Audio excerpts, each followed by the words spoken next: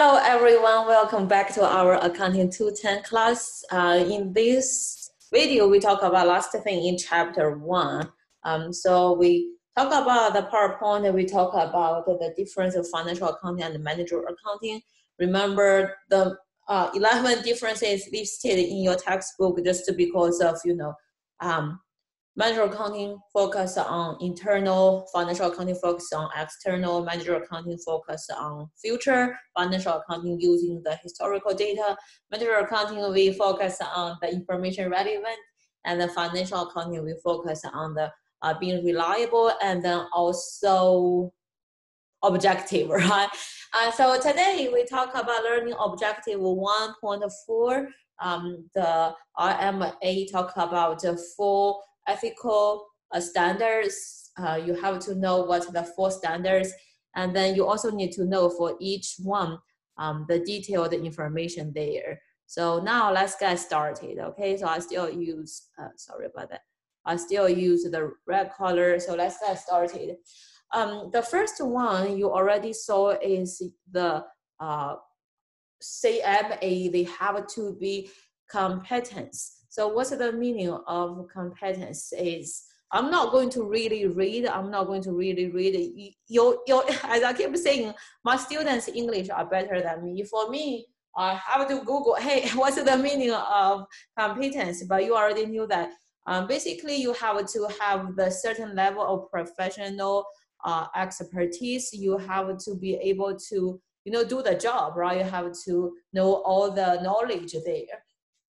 So if I give you information, I said if the CMA maintain an appropriate level of the professional expertise, so what standards is him following? So you have to know is following the first one, competence. The second one is confidentiality. So you should know this one also from just reading the word. You cannot share your client information with other people. If I ask you, you share the information with someone else, which standard the CMA violated, so you know it's confidentiality. The third one is integrity.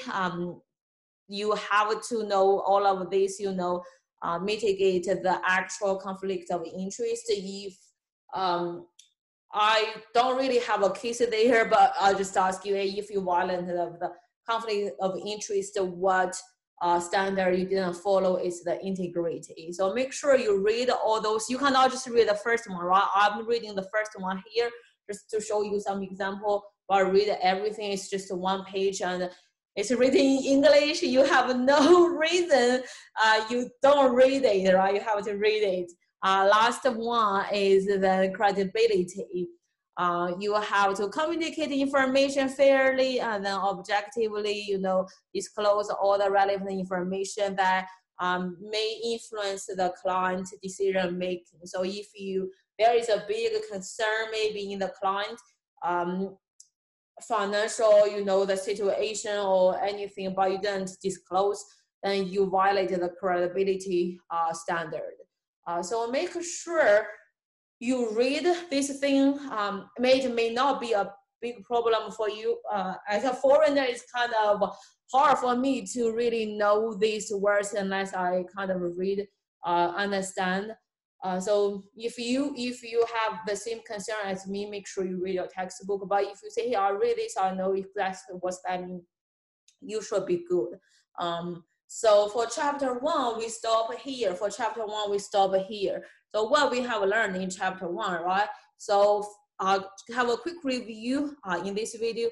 So the first thing, 1.1, learning objective, we said there are 3 responsibilities, right? We said 3 responsibilities. I'm not going to even write, and you know each one, what's that for.